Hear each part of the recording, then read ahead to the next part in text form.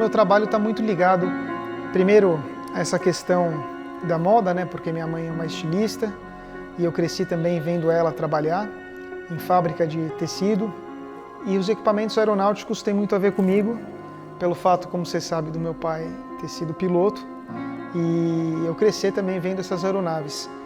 Então, até uma forma de poder vivenciar o luto, né, da perda do meu pai em 2001, quando eu tinha 17 anos, foi uma maneira de poder resgatar esses aviões já em estados mais precários, em estados mais abandonados, para poder lidar com esse lado, essa relação afetiva de luto, de memória e também de fazer a minha própria história no sentido de interpretação e no sentido da criação.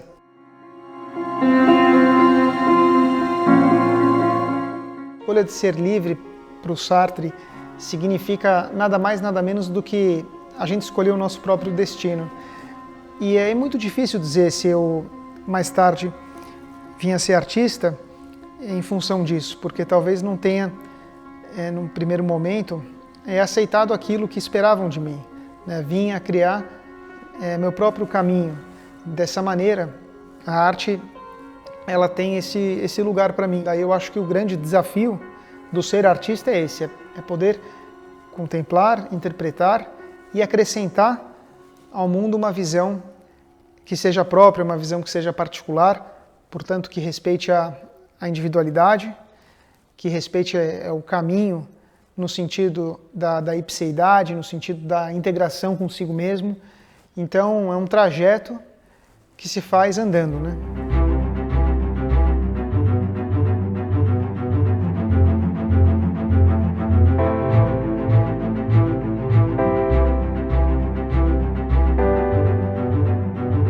O projeto ele nasce durante a quarentena e foi nesse período que houve essa aproximação maior entre nós.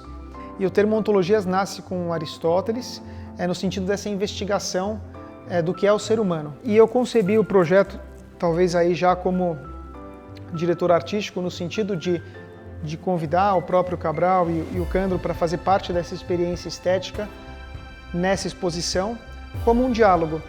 Tanto é que pessoas que vão à exposição, eu já tive esse depoimento, não sabem muito distinguir o que é meu, ou o que é do Cabral, ou o que é do Candro.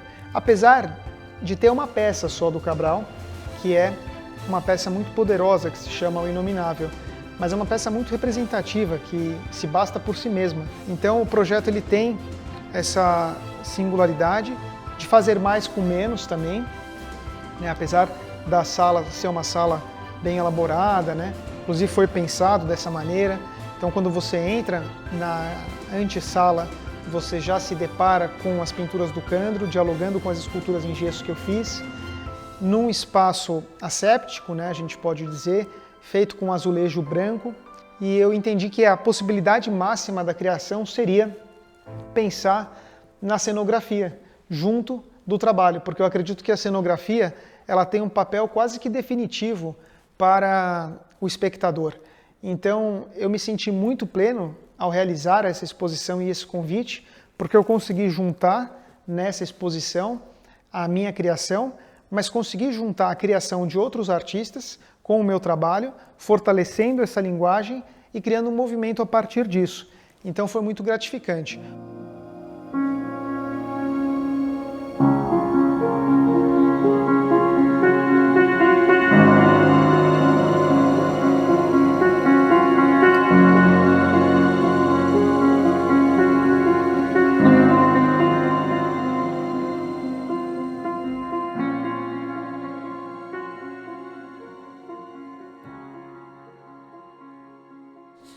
Cada uma dessas pinturas e desses diferentes métodos e suportes, e o bronze, né, que eu vinha fazer com argila, e o gesso, que eu vinha fazer esses elementos que se relacionam com as pinturas do Candro, todos eles têm um processo de investigação própria que lida com duas questões, que lida com a questão do inconsciente, daquilo que está inconsciente. Então, quando eu vou fazer esses trabalhos, eu me deixo muito livre para criar e não me preocupo com o erro, de modo que o erro faz parte do processo.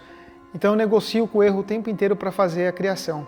Então eu apago muitas vezes as pinturas, eu recrio sobre elas novas imagens. A partir do que elas vão trazendo para mim, eu vou criando novos signos.